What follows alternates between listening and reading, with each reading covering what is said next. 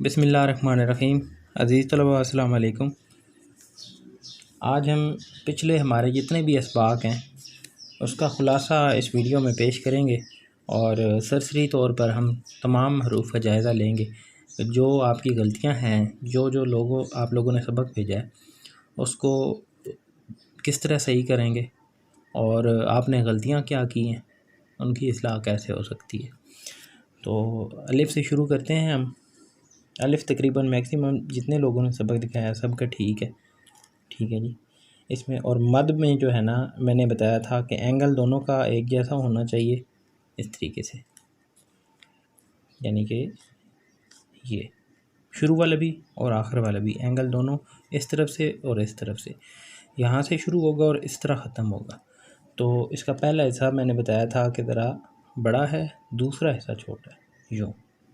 अब एंगल दोनों का एक जैसा है, ये जैसे शुरू हो रहा है इसी एंगल पे ख़त्म हो रहा है। उसके बाद बे का जो है ना वो आप लोग कर रहे हैं तिरछा, यानी कि आप यूं बना रहे हैं और आखिर में भी यूं अक्सर लोग बना रहे हैं। तो आपने दोनों तरफ से जो है ना ऊपर की तरफ, यानी कि शुरुआत और आखिर जो है वो ऊपर की तरफ होनी चाहिए, ये 90 डिग्री।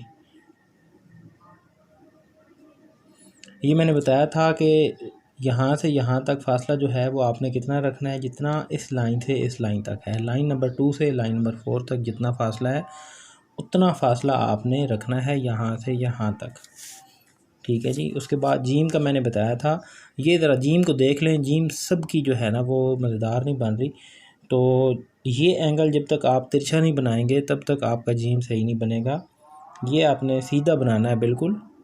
और ये एंगल देखें, यहाँ से यहाँ तक जितना फ़ासला है, इस चोंच से लेकर ये गर्दन तक का फ़ासला इतना होना चाहिए, यानी कि जिस तरह हम एक यूं बनाते हैं खाना, तो इसको अगर हम थोड़ा सा इस तरफ कर लें और इसको इस तरफ कर लें तो ये यहाँ पे ऐसे चली जाएगी, ठीक है। यानी कि इसको हमने यूं खींचा है तो ये इसकी शेप ये बन गई है।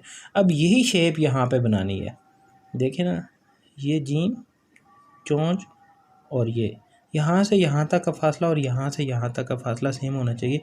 दूसरा, यहाँ पे कुछ लोग जो है ना ये यूं बना रहे हैं, यूं, ये बहुत बड़ी कर रहे हैं और ये यूं शक्ल बना रहे हैं, तो इसको जो है ना वो आपने मद्देनज़र रखना है।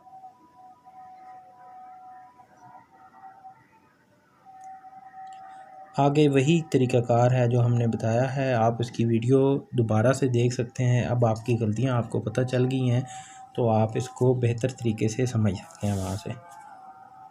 उसके बाद दाल और रे, ये सारी वीडियो डिटेल से वहाँ पे समझाई गई है। अब यहाँ पे हमने सबक कैसे लिखना है और मैं आपको सीन के हवाले से बता देता हूँ कि सीन का क्या तरीक़ाकार है।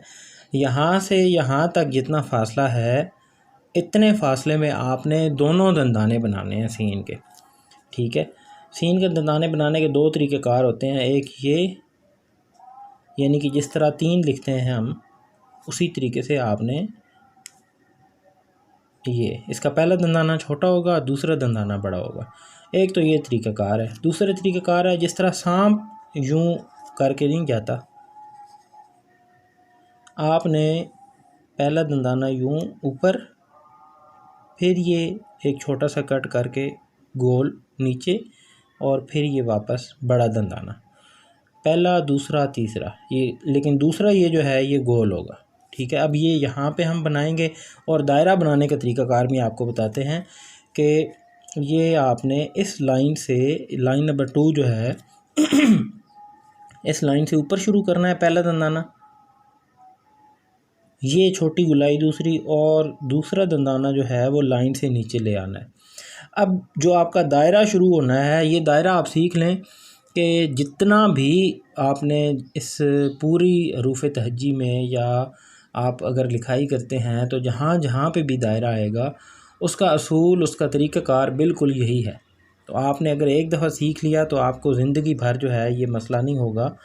यहाँ से यहाँ तक जो है आपने सीधी लाइन बनानी है एक, और आगे जो है वही तरीक़ाकार है जो हमने जीम के बारे में बताया था कि यहाँ पे आपने एक डॉट लगाकर दायरा लगाना है और जितनी सफ़ेदी जो है इस लाइन से ऊपर ऊपर दायरा लगाना है, जितनी सफ़ेदी इसके अंदर है उतनी ही सफ़ेदी आपके दायरे के अंदर बननी चाहिए। ये दो लाइनों के दरमियान में आपने दायरे को रोक देना है।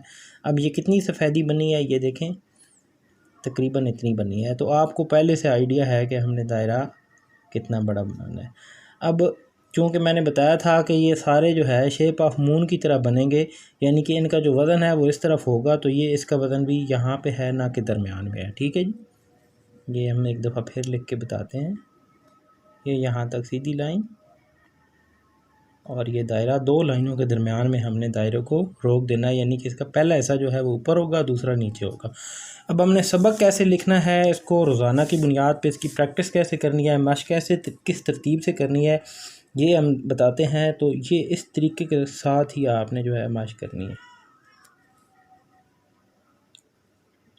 दोनों ऊपर की तरफ हैं और फासला जो है ये बहुत ज़्यादा खुला नहीं है। इसको बे भी बना सकते हैं, ते भी, सारे इसके जो हैं फैमिली के सारे हरूफ इसमें आ गए हैं। अब देखें यहाँ पे गोलाई है एक हल्की सी, बिल्कुल चोंच नहीं है और ये बहुत बड़ा नहीं है, ऐसे नहीं बनाना। ठीक है,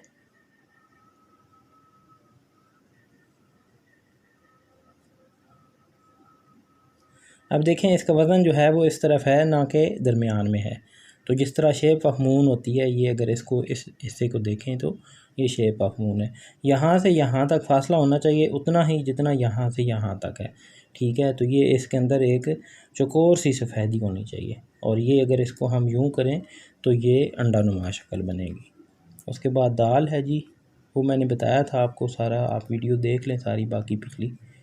और सीन अजाम ने दोबारा से नया लफ्ज़ इसमें ऐड किया है। ये हमारे आज तक का जो जितने भी असबाक हैं उसका मुकम्मल खुलासा है। इस तरीके से आप ये लगातार आपने प्रैक्टिस करनी है।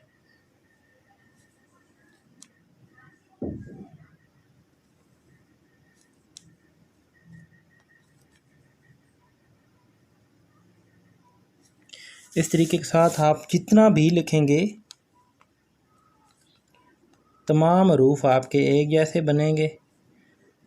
आहिस्ता आहिस्ता आपकी स्पीड भी उसमें कवर होती जाएगी और आपकी लिखाई में बहुत ज़्यादा खूबसूरती पैदा होती जाएगी। ये देखें, आप इस तरीके के साथ जो है लफ्ज़ों को हरूफ को क्लोज़ करके लिखना है आपने, और इसकी मशक इस तरतीब के साथ करनी है। ऊपर से नीचे तक ऐसे पूरा पेज भर के आप मुझे बेशक दिखा दिया करें।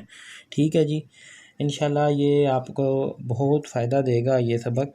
और वीडियो लेट होने की माज़रत, इंशाल्लाह आज के बाद पूरी रूटीन के साथ वीडियो हम बनाएंगे। मेरी कुछ मसरूफियात हैं जिसकी वजह से वीडियो लेट हो गई हैं। तो सबक आप लिखें, दिखाएं आप, और इंशाल्लाह आपकी इस्लाह होती रहेगी। जज़ाकल्लाह जी, अल्लाह हाफ़िज़।